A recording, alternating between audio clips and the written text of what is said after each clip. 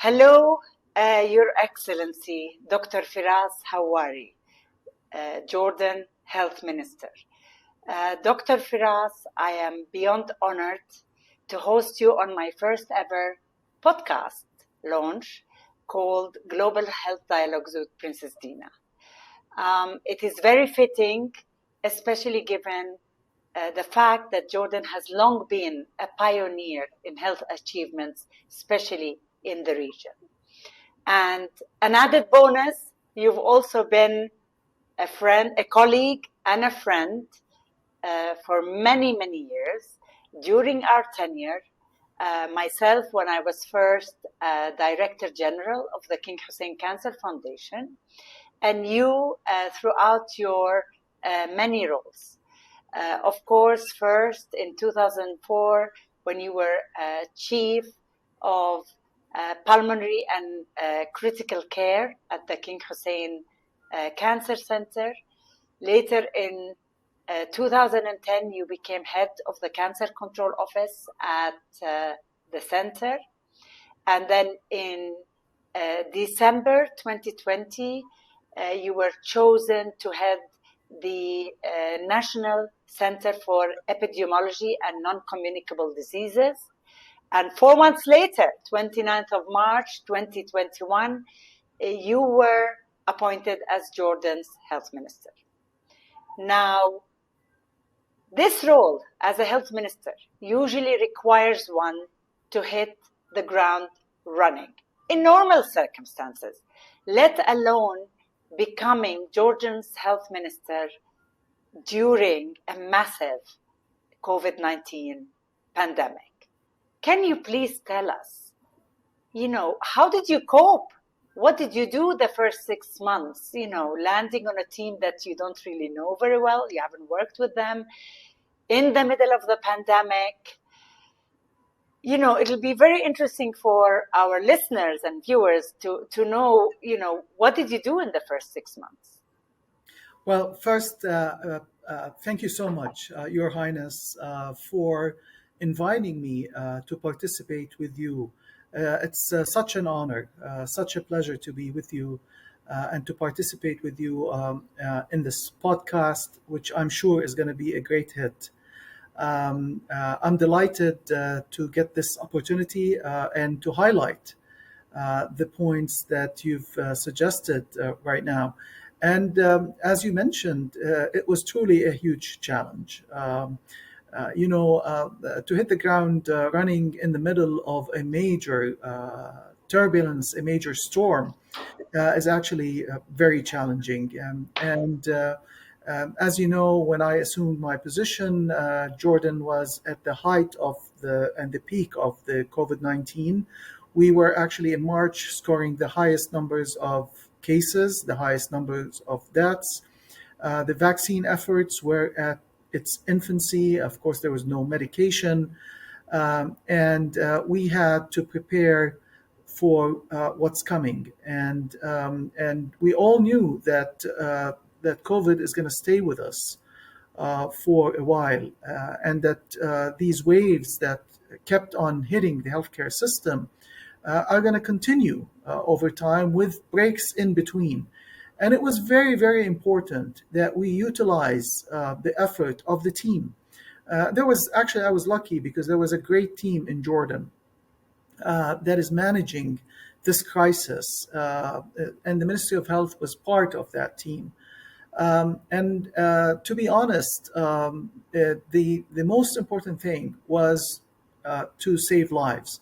And Jordan's story during the COVID was a really shining story and an example of how one country with very limited resources can provide healthcare without discrimination to all that are living in Jordan. It was clear to us in Jordan that no one is safe until we are all safe.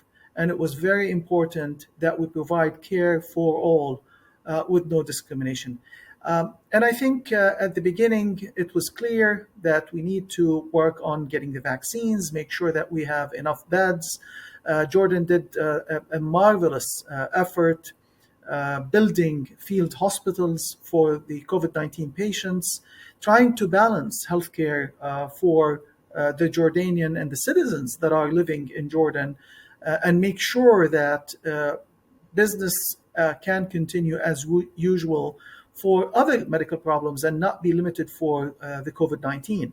So, with management of the field hospitals, working hard on getting the vaccines, and making sure that we have a vaccine program that can deliver these vaccines to all, which the world and the WHO really testifies that Jordan did an incredible job, where the first shot of vaccine was given to a Jordanian and to our refugees at the same time. The refugees that really compose about 30% of the Jordanian population, a very sizable number.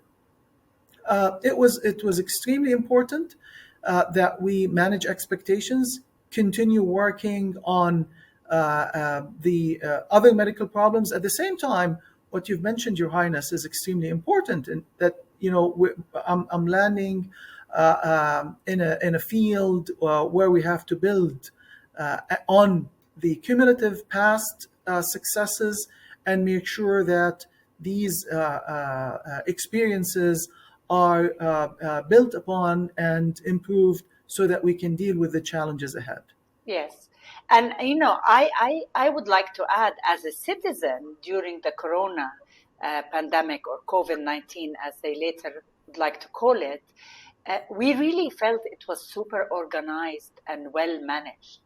And I even had calls from, for example, from embassy staff and things like that, saying, they've had a better service here than they would have had in their own countries. It was so organized.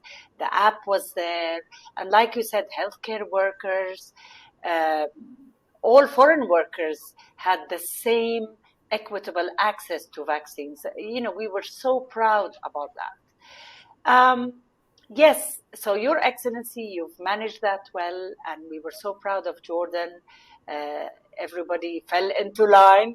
And then, of course, by that time, once you've had your head around the corona pandemic and you've had that under control, you've obviously had a transformative agenda in mind. You clearly, so like you said, there were, of course, some successes and great things happening, but I'm sure you also experienced some challenges and gaps. You saw some gaps.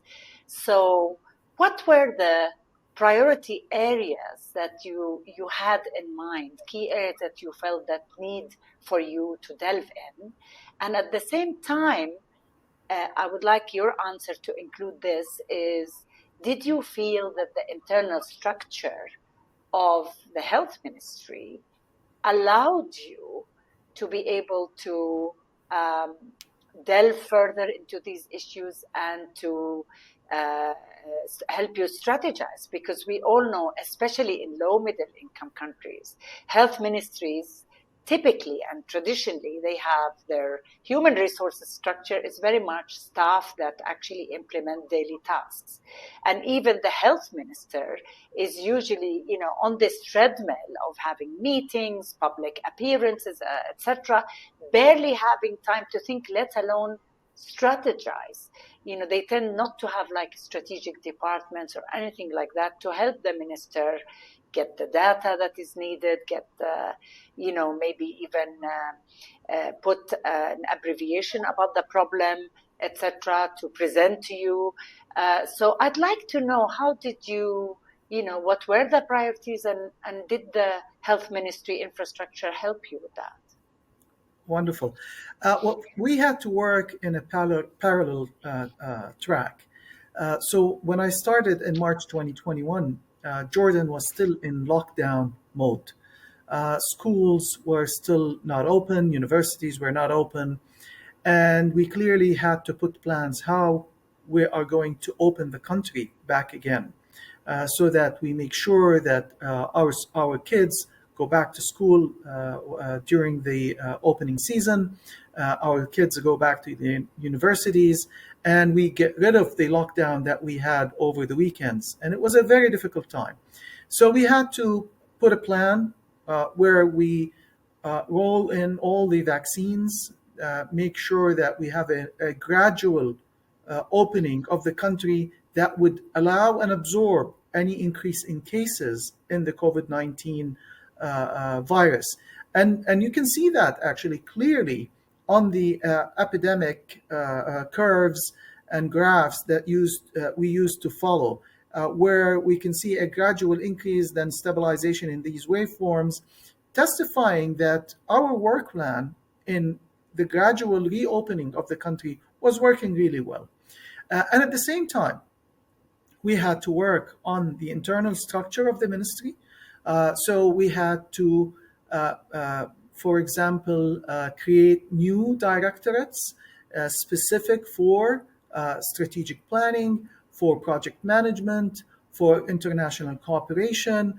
We had to create certain directorate for management of beds, for crisis management, for participating and communicating with our patients, clients, if you will, and hearing their voice. So many small structures were created in the environment of the Ministry of Health that worked on improving the quality of care, the quality of the service delivered. We're very happy about that, so much so that for the first time ever, actually, the Ministry of Health was able to win the award, the King Abdullah Award for distinction and transparency. And the Ministry of Health moved from the bottom of the list for the first time. We are at the top of the list. And that was really the work of the team at the Ministry of Health that managed to improve a lot of our service so that we can deserve this very, not just prestigious award, but a very hard to get an award, and an award that simply speaks about the changes that were made in order to qualify for this award. Well, that's amazing. I was so happy when the health ministry received that award because I know how much effort and how much work went into it. But it's very interesting, and I think a lesson to many, especially in low middle income countries. A lot of the time, the governance and the managerial infrastructure that's going to hold the whole service delivery is often neglected. So sometimes they look at the strategic department as a cost rather than an investment. And I think this is an example how you have focused on the managerial infrastructure that's going to hold this massive ministry with all the tasks and the burdens it has on its shoulder. And you actually, and that's why you managed not only to, amplify the work and make it more efficient, but also to win the award. So big congratulations. And, Thank you. Governance and management is so key.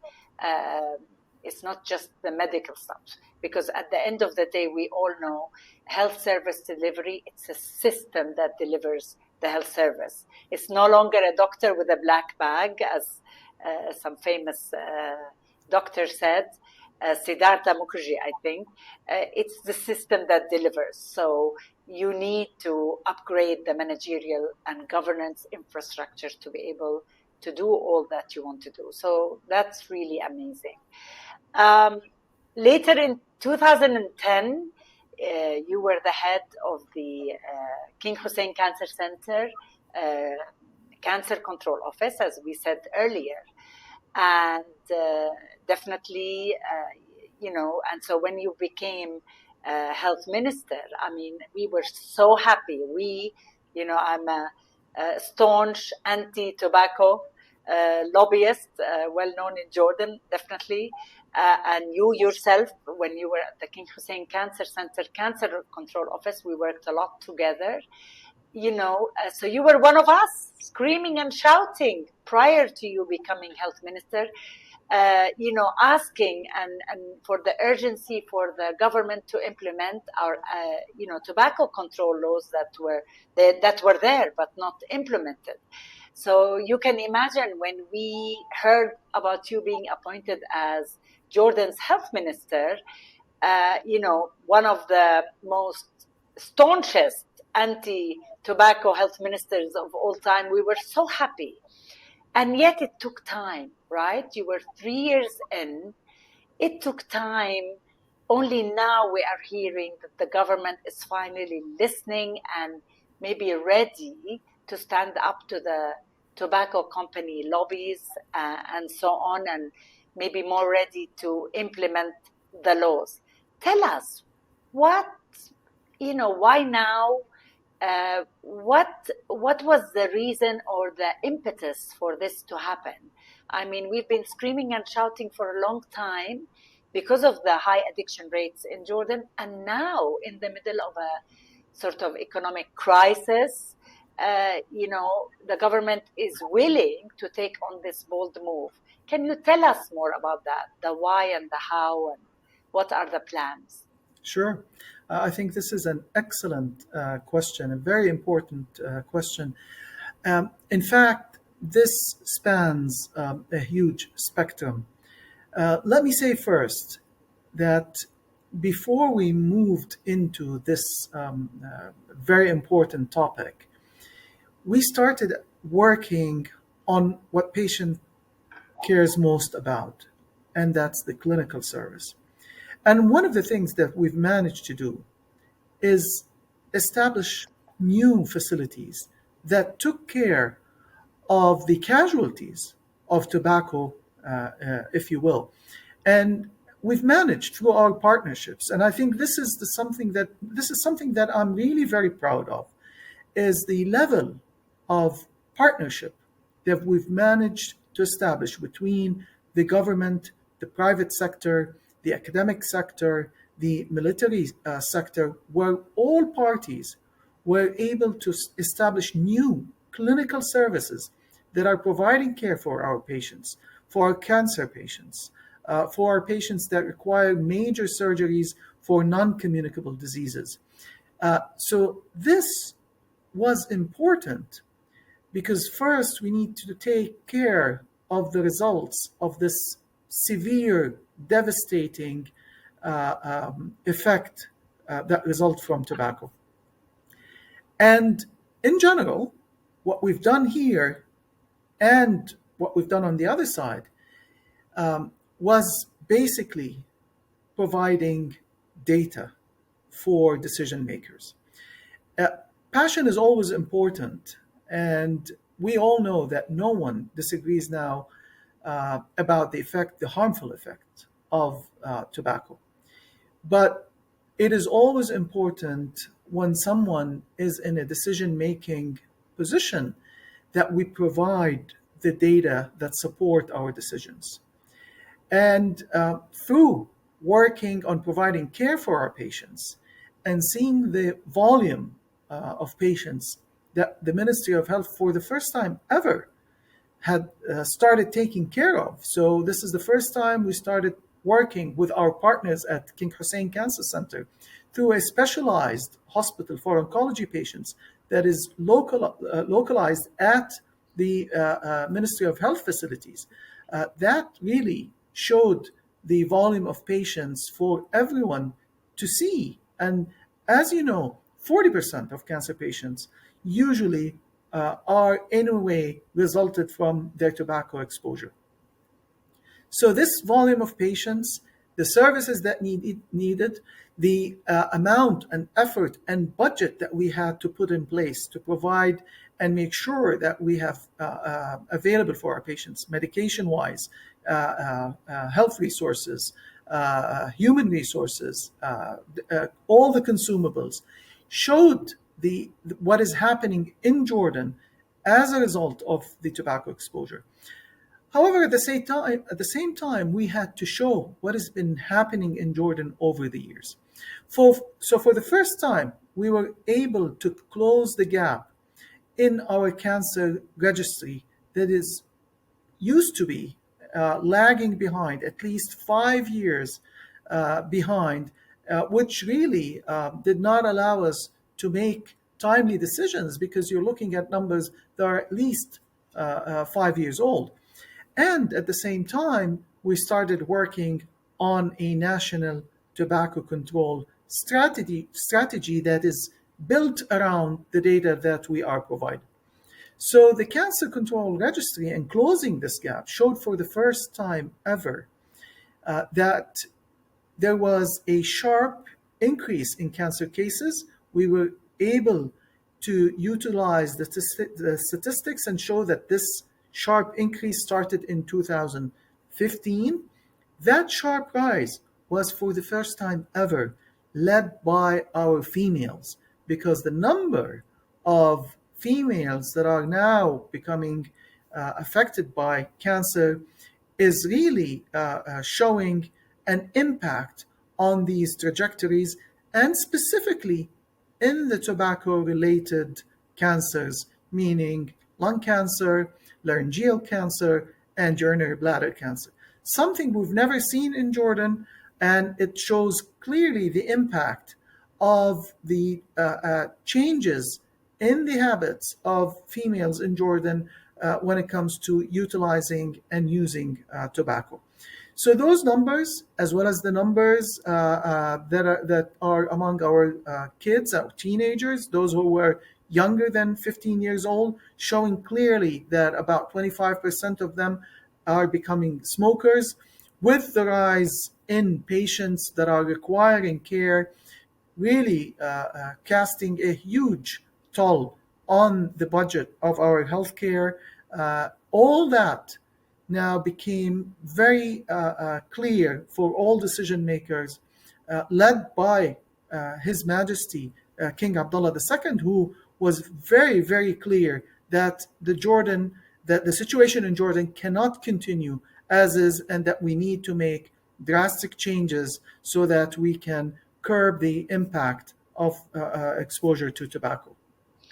Yeah, so basically, finally, the government woke up and smelled the coffee, as they say, because, before we kept hearing about how important the revenues of the tobacco companies to the budget in Jordan.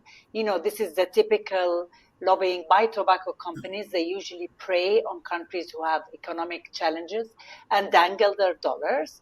And then they realized that yes, they might get the cash in advance, but they are spending double or triple that amount in the consequences of the usage of tobacco, and that the tobacco companies they fill in their pockets with profits, and they leave the consequences to the ministries to deal with.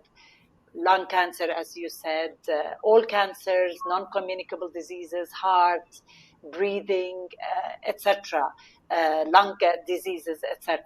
So really, they saw, and I think it's very important that you mentioned how data is important. Just the fact that the registry was lagging behind 5 years, suddenly they saw the pattern of the surge. And finally, they woke up and said, wait a minute, no one, our country, we cannot sustain that. And by the way, no country in the world can sustain the effects of non-communicable diseases if you just keep ignoring the causes for these diseases that we all know about, but many don't do much about it. So that's really interesting. And I think it's, we really look forward. I mean, especially myself as an anti-tobacco lobbyist, look forward to, closing the tap on new customers of tobacco addiction and closing the tap of the avalanche of new cancer patients because of tobacco. So that we can, turn the ministries from ministries of diseases to ministries of health. So, inshallah, I look forward to seeing that. Your Excellency, you're very busy, doing so many things, but I'm very excited and to learn about I know you have plans to launch universal health coverage here in Jordan. It's in the process, soon to be launched. And, I would love to know, I'd love to hear more about the plan, especially, what will it cover? Is it going to be in phases? Um, how will you get the public to accept? Because there's going to be some sort of payment, I presume, when we all know that 70% of our people, I don't know, maybe I'm a layman saying that, but more or less, we really feel here in Jordan, everybody can get healthcare coverage one way or another, almost for free. So it'll be interesting to know, what are your thoughts about this plan, and explain to us how you managed to pull this through. Thank you so much for this very important question again. Yes, let me say first that, as you said, Your Highness, no one, when it comes to healthcare, no one in Jordan is left behind. And there's always a way to take care of someone who's sick. And usually there's multiple ways to provide help for those who are suffering. Uh, Jordan, as you know, provides care for all those who are cancer patients and other non-communicable diseases, patients on chronic dialysis, other NCDs, and also on chronic medications for diabetes, etc. Yes, we do have now a new plan for the universal health coverage. It's a three-phase plan that is supposed to run over the next 6 years, we hope. The first part of the plan is going to be tackling mainly the primary healthcare issues. That first phase is going to last for about 3 years, where everybody in Jordan is going to be covered by this primary healthcare services. Yes, there will be some kind of a deduction, but this is going to be really minimal, no different than what people who are usually working for the government sector is paying right now. And as you know, it's really minimal payments when it comes to the overall care that is being provided. We are hoping that while we are implementing this first phase, that we start an actuarial study to move into phase two, which includes the secondary and tertiary care. We think that primary care is extremely important, and as we focus on prevention and early detection and making sure that our gates are controlled, that we can really reduce the burden of disease, which is the most important critical component of healthcare management in general. We have completed the legislative components of this plan. We're hoping that within the next 2 weeks that we can take this through the proper channels of communication so that we can get them approved. And we are hoping that in the first quarter of this year, we can launch this phase one, inshallah. So will this plan include screening tests like colorectal tests, breast cancer screening, mammograms, etc.? Will this plan actually include all of that? Absolutely, and the way we've really structured this plan is that we focus on things usually not covered by private health insurance companies, and that includes, of course, early detection, prevention, such as, for example, smoking cessation clinics. Yes. Those are going to be also included and provided. Included in this plan. So we're hoping that our plan today would be a model that be a gatekeeper and reduce the burden of disease. This is music to my ears, honestly. And this is the first time Jordan finally looks at, like I said earlier, closing the tap on the causes of the burden of disease. And, many people think it's costly to do universal health coverage, but I'd like to quote one health advocate who said, countries who embark on universal health coverage do not do so because they are rich. They do it precisely because they are poor. Because once you embark on universal health coverage, you actually, of course, have to look into the efficiency of the existing health system, right? Because you can't just plaster on universal health coverage on an existing inefficient, let's say, health system. So you're probably cleaning up also and organizing the Absolutely. system better. So that's one. And equally, you're making sure to uplift the services of the health ministry as well, because for those listeners and viewers, we have a bit of a complicated landscape of health service delivery. We've got the army hospitals, we've got the private hospital sector, and we've got the government hospital sector, and all big in their own right. And people expect to be covered by universal health coverage at the best hospital, because in a way, when you talk about high quality hospitals, quality in healthcare is not some luxury item.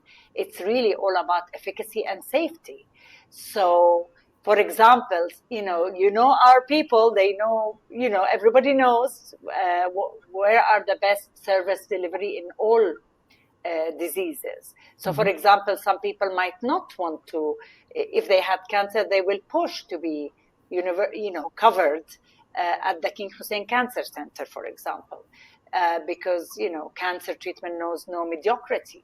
So, and maybe if and I don't blame them, right? If this is a disease that's about life and death, you'd want to be at the best.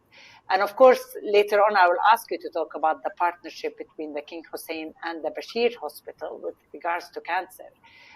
But I'd like you to tell me, how are you going to manage universal health coverage, service delivery, and how are you going to apportion the service delivery based on the best quality for the citizens of Jordan until certain service deliveries in your own ministry, achieves better standard of care.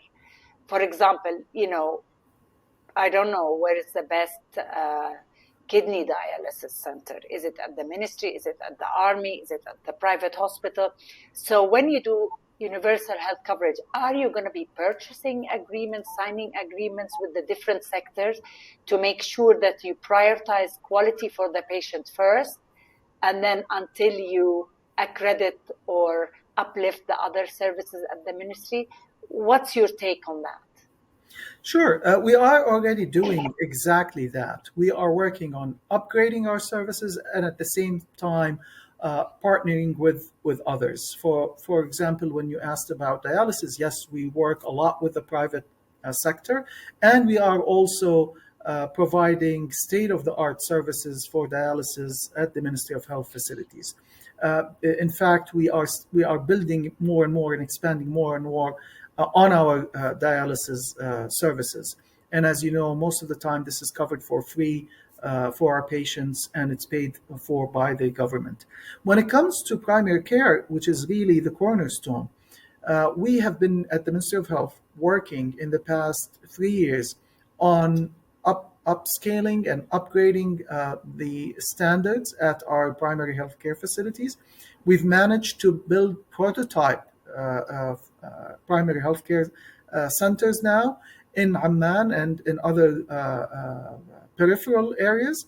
And those prototypes are being now copied and to be really expanded and spread across Jordan so that we can provide the best care. Those are not going to be just providing care in the traditional way, but in fact, we're going also to utilize telemedicine, especially in the peripheral areas, so that we make it easy on our patients. They don't have to travel all the way to Amman in order to get a subspecialized services or to see a consultant, for example, in cardiology or nephrology or endocrinology. So this leads me to discuss some of the novel and strategic projects that the Ministry of Health is working on. And one of them is going to be the Jordan Digital Health Center that we are hoping to officially open next month. This digital health center is going to include in it a virtual hospital, a telemedicine clinic, is going to include also a data center for data collection for better decision making.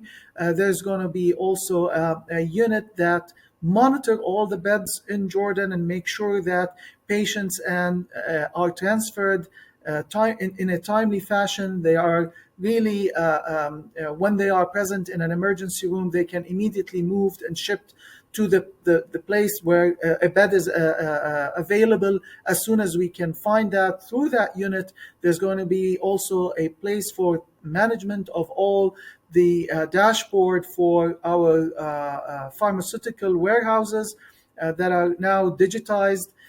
So in order to do universal health coverage, you need to upgrade the services everywhere, not just at the site of where you're providing care, but also all the supporting areas. And that's what we've been working on. So, for example, 2 months ago, 3 months ago, His Majesty honored us by opening the first digitized warehouse for our medications. That is now going to be linked with all our hospitals. We are now up and running and linked it to Al Bashir, which when you control, you've in fact controlled about 40% of your drug expenses. And we are now seeing real-time data from the warehouse and utilizing AI to predict through models of consumption what and when and how much we need to buy of the medications over the next coming months. So there's really a revolution, if you may, in the way we've been practicing medicine at the Ministry of Health. We're utilizing the new technology. We've been utilizing novel models of care and upgrading services. Of course, we haven't really reached where we want to reach. We always feel that we are behind, but everybody is trying their best in order to catch up.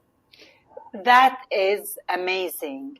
The use of AI and technology in supply chains, as you mentioned, warehousing, purchasing, and also in treatment spheres where, like you said, people or diagnosis, where, you know, especially if you are, I mean, Jordan is a small country, but still you save a lot of costs by, like you said, having one specialist center, for example, reading radiology scans, or, you know, will you be doing also pathology, centralized pathology reading centers, for example? Well, for a start, in the virtual hospital is going to be radiology followed by critical care and dialysis. But since we have that hospital now, the sky is the limit, and we can really utilize the resources there in any way or fashion we would like to do it, and as we need.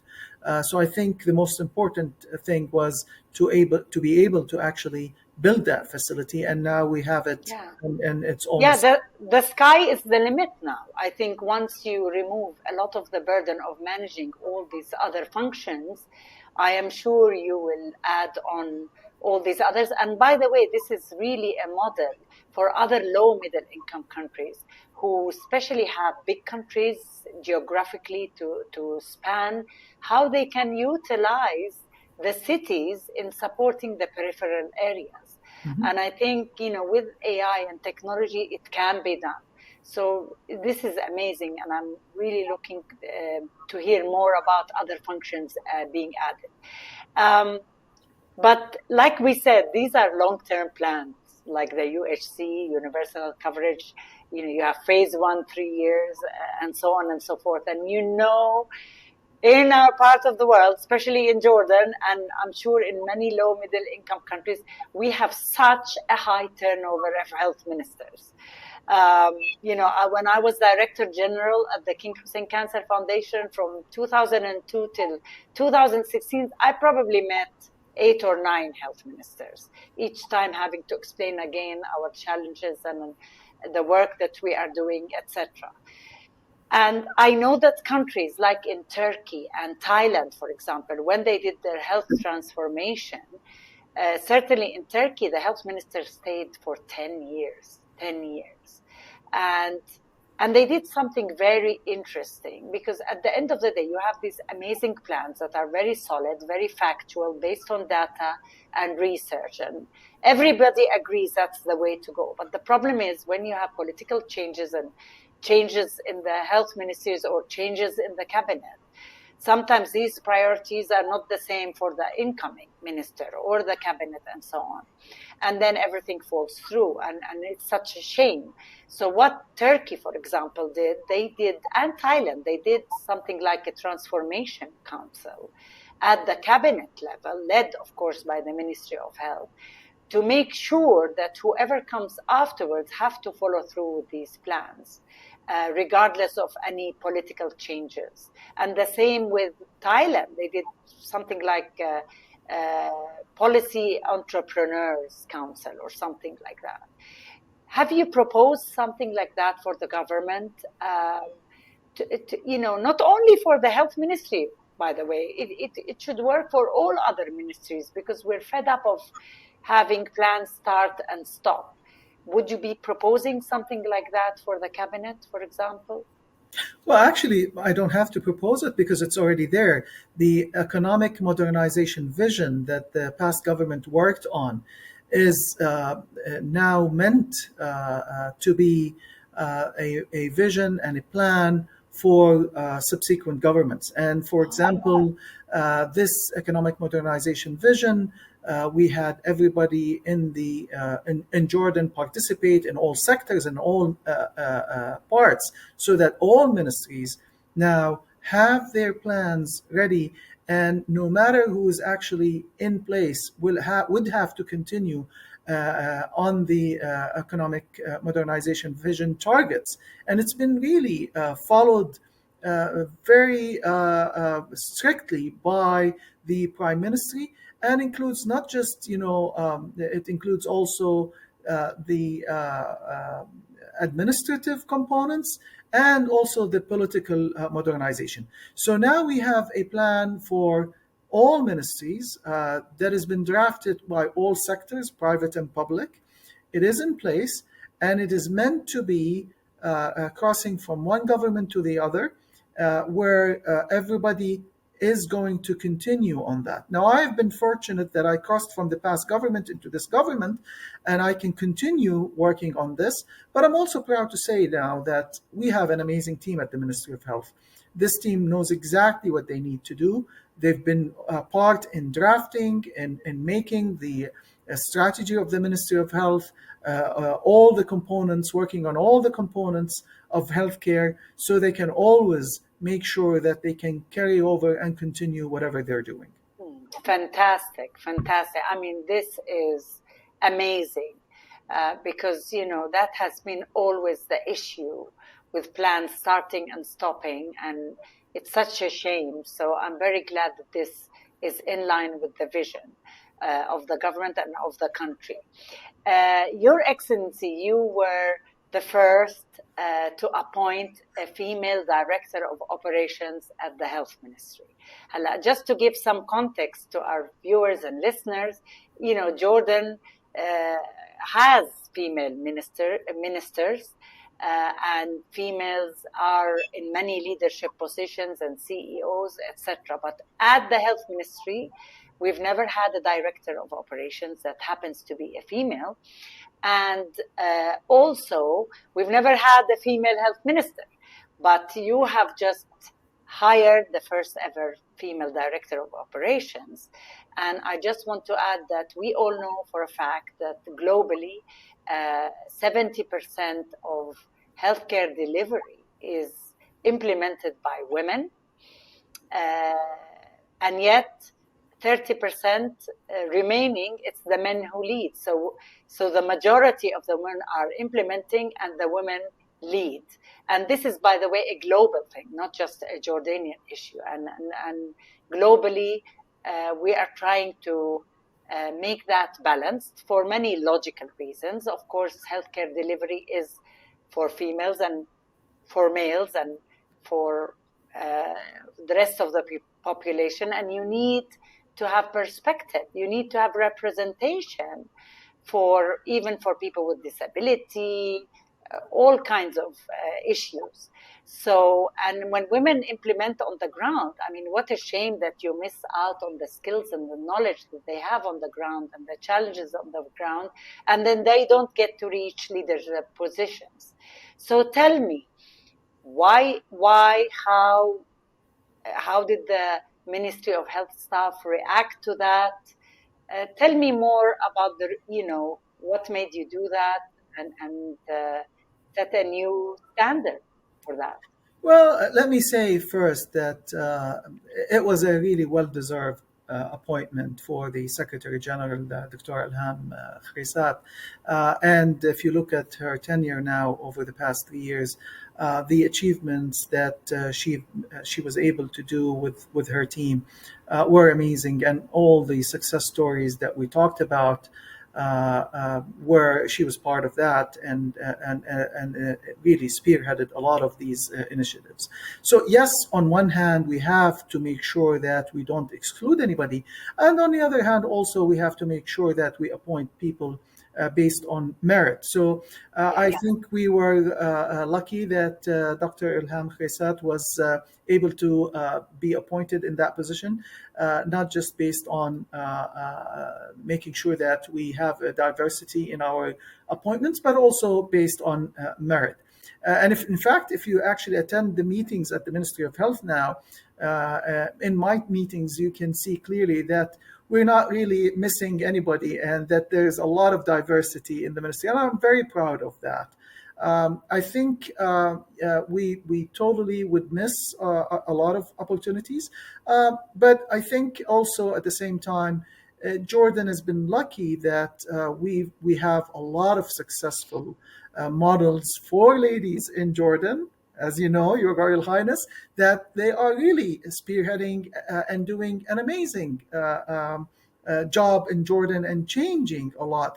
So I think Jordan has been lucky, and I think we are a model for other countries. The fact that we had an SG female Secretary General has been well accepted, and people really work together with her without any issues or problems. And the fact that we've been able to achieve a lot is really a testament to that.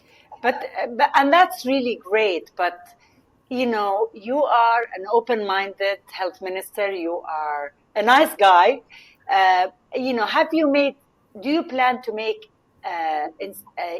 The sort of opening the doors for more gender representation at the ministry at leadership positions. Balancing the gender equity again based on qualifications, and it's not a quota, based on qualifications and merit, as you said. Will you be making will you be making, for example, mentorship programs at the institutional level for leadership positions, or will you have targets to slowly reach gender equity, again, based on qualifications? Because, you don't want it to be on a personal level, but you want it to be so that the person, he or she after you, will actually work towards that. And I see it globally. If you don't talk about it, it doesn't happen. I mean, I was the president of the Union for International Cancer Control, and we do look into gender equity at the board level, diversity in skills at the board level, geographical skills at the board level, based, from a pool of highly qualified people. And so if you don't have that on the table, you will never reach that. So do you have plans for any institutional sort of procedures and decisions so that it can continue long after you leave? Well, there's nothing in writing, but I don't think we've been facing such a problem at the Ministry of Health. In fact, if you look at the number of positions that are really critical and led by females at the Ministry of Health, for example, the project management and international cooperation and planning, the quality directorate, the financial directorate, the nursing directorate, the training and education. There are so many. In fact, there are a lot of directorates and critical and really strategic directorates are led by females now. I have to say this happened over the past 3 years. We don't have anything in writing, but I think that's something that we definitely are willing to consider in order to make sure that it is not really missed over the years. Well, that would be really, it would be a good thing to do, in my humble opinion. So you have a lot on your plate, Dr. Firas. So, you have a big health budget to do all these changes. And it's all very well, like, for example, you have the national strategy for tobacco control. You're going to have one for cancer control. We'll talk about that in a minute. And all these other improvements, and, to be able to lay the foundation for a successful universal health coverage, etc. How will you fund your budget? In our part of the world, in many low middle income countries, we're still, we talk about taxation on cigarettes because that brings in revenue. Even though we do that in Jordan, but it's still not high enough to deter new users, at least. We haven't talked about taxes on the industries that harm our health, like processed food, sugar, salt, etc. Many countries have started. How do you plan to fund all these budgets? Where are the avenues of revenues coming in? Well, the most important component is actually from the government itself, directly through the government budget. But we also have been having an amazing relationship with our donors and partners, such as the WHO, the USAID, the European Union, all the other components of the United Nations agencies. I can go on and on listing them. But over the past 3 years, our partners have seen, in fact, the improvements that we have made and the efficiency we've been utilizing these funds and grants in building targeted services for our patients, not just for treating them, but that spanned all the spectrum, in training, education, treatment, taking care of the families, engaging with the community, making sure that we spread the information across Jordan. So all this have been really working very well with our partners, and we hope that this partnership that is key for us is going to continue. Yeah, I really say this because, we've been, in our parts of the world, we've been shying away from taxation. People get nervous about more and more taxation, and I don't blame them. But for example, the example of the Philippines, they levied, when they implemented their hike in taxes on cigarettes, they actually named it the anti-cancer tax because they targeted the revenues of that taxation towards supporting people who are challenged financially to receive treatment of cancer care. So it became more palatable and acceptable. Maybe in the future one can utilize this sort of targeted funding. I know health ministers are usually averse to such things, but it has been done and it has been proven to be successful. You've spoken about, we know that Jordan is, of course, you were part of the team at the King Hussein Cancer Center, the most, the one of the best accredited, internationally accredited comprehensive cancer center in the region. You and I, we were both of that team, and we're very proud of that. And it's saving the lives of thousands of people, not only from Jordan, but also from the region. And yet all this time, even though the center, is well known and we're very well known in cancer care, and we are still yet to launch officially our National Cancer Control Plan. And I hear it's in the making. When is this going to happen, and what does it mean for the rest of Jordanian cancer delivery? Yes, the National Cancer Control Plan is almost done. We had to really review all the situation and analysis of that plan because of what we've done in our cancer registries. Closing the gap of 5 years was not an easy task, and that required us to revise the plan and relook at the numbers again and update them. And we are finalizing this, and we hope to launch it by the end of the first quarter of this year. Again, the key is not just to release the plan, but in fact to make sure that the plan is implemented. And I think, part of, I'm being optimistic this time that because of what we're working on when it comes to universal health coverage, the key components of the plan when it comes to, for example, prevention and early detection would certainly move faster than other components. But I hope that we can make sure that the whole plan is moving along as planned. Will you implement standardized protocols across all service delivery sectors, for You know, example? this is unfortunately was one of the limiting factors in coming up with a national cancer control plan.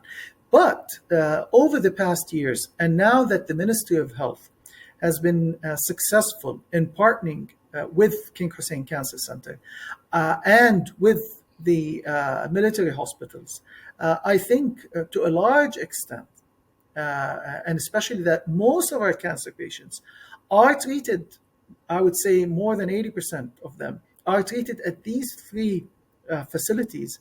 I think that we have finally reached to a point where we can say that standard protocols are being implemented on most of our patients.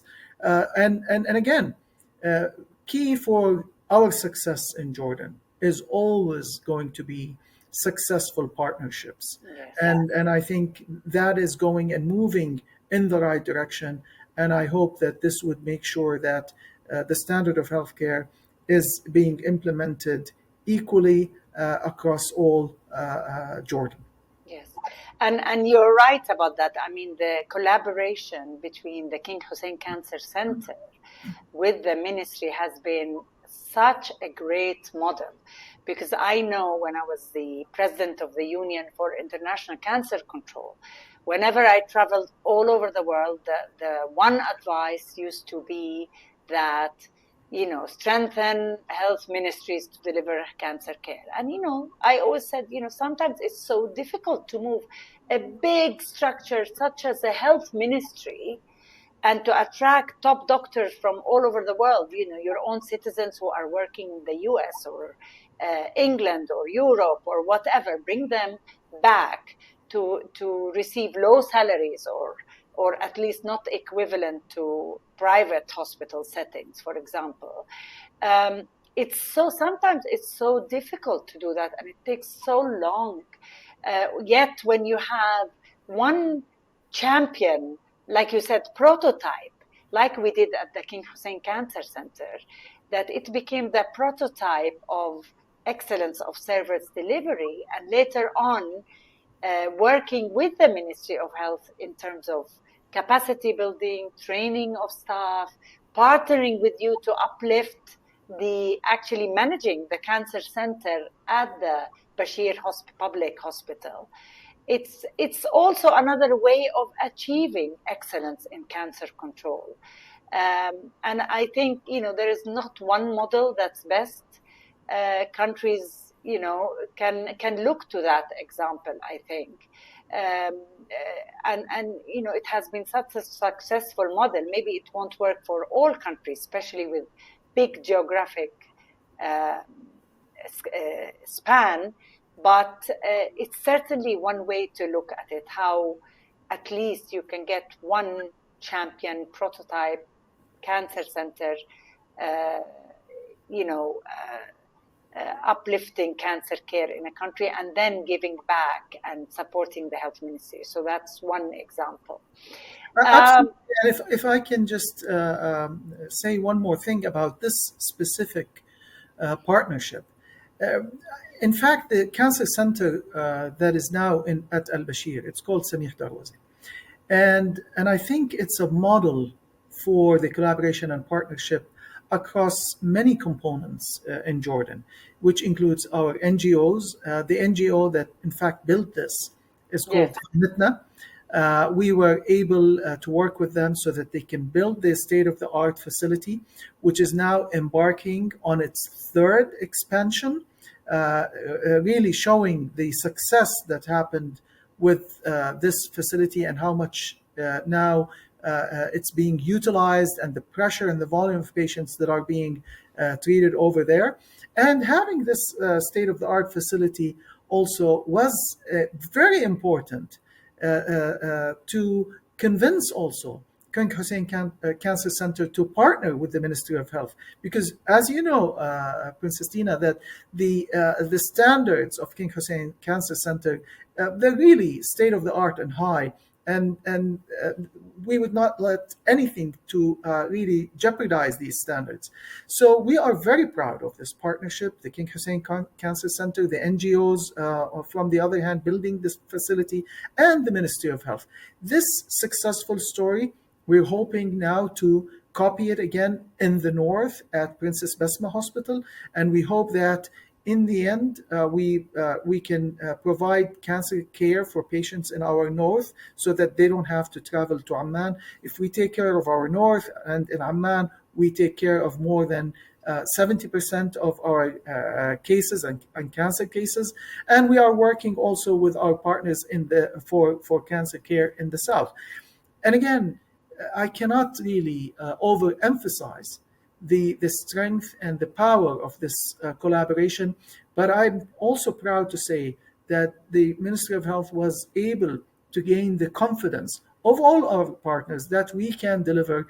And now that we are all together in this, and we're making really real change in the way we're providing healthcare in Jordan. Yeah, really, collaboration, collaboration, collaboration. But I want to emphasize here real collaborations that are thinking long term, give and take, and this is what we have seen with this example. It is such a good example, and I'm glad that you're going to replicate that. Moving forward to the north and to the south.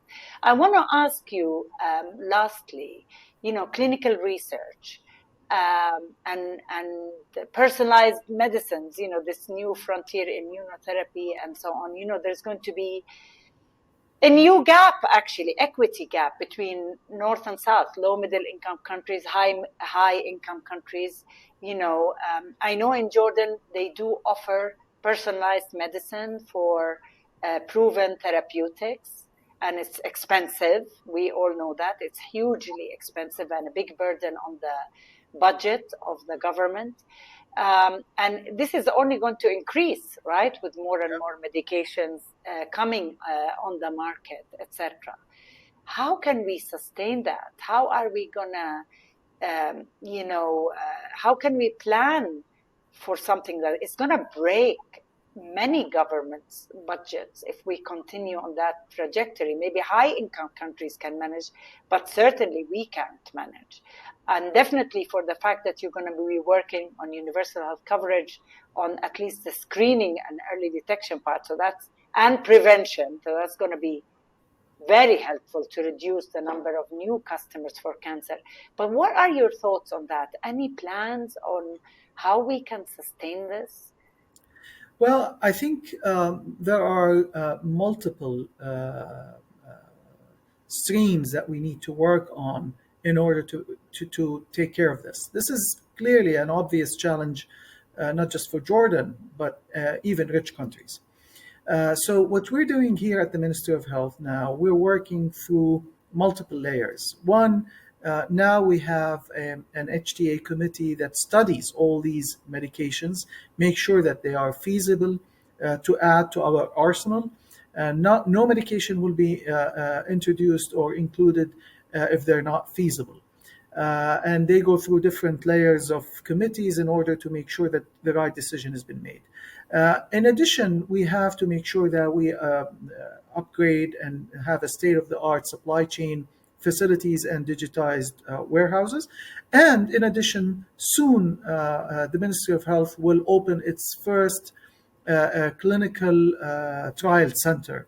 One of our field hospitals in the north now has been licensed for this to do clinical research. We are in the process of training our staff, upgrading our institutional review board in order to make sure that we start our clinical research trials at the Ministry of Health.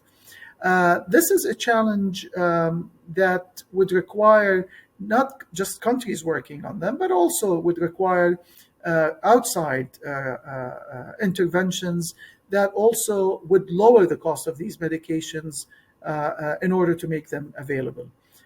It's an enormous challenge. We're seeing it already with cancer medications, diabetes medications, heart medications, and of course the results that are really significant and amazing with these new drugs. I'm not, this is not the first time we face this.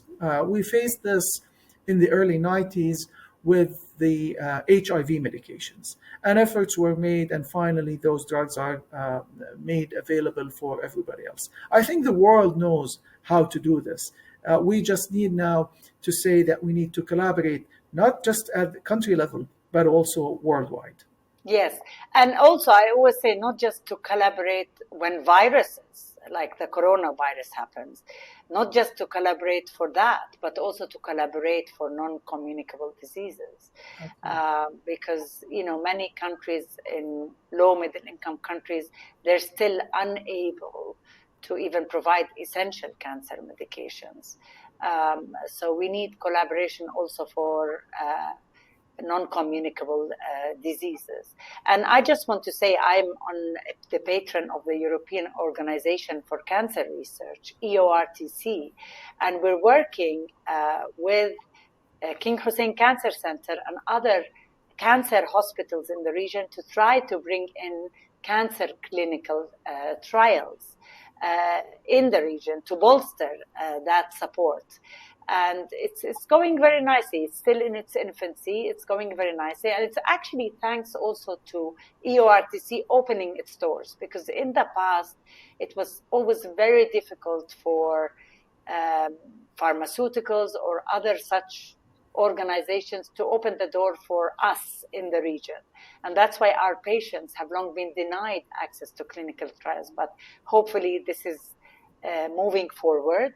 And hopefully once you lay the foundations for the cancer, for the Ministry of Health hospitals, they can join that too. The Bashir Hospital maybe in the future can join that collaboration.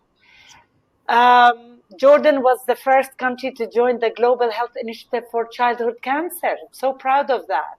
What are we contributing and what are we benefiting, and how important are these global partnerships, Your Excellency? Well, obviously they are extremely important. I think the most important thing is guaranteeing that we have state-of-the-art medications for our childhood cancer patients, and guaranteeing that these drugs are available, and they are available at very, very reasonable prices. In fact,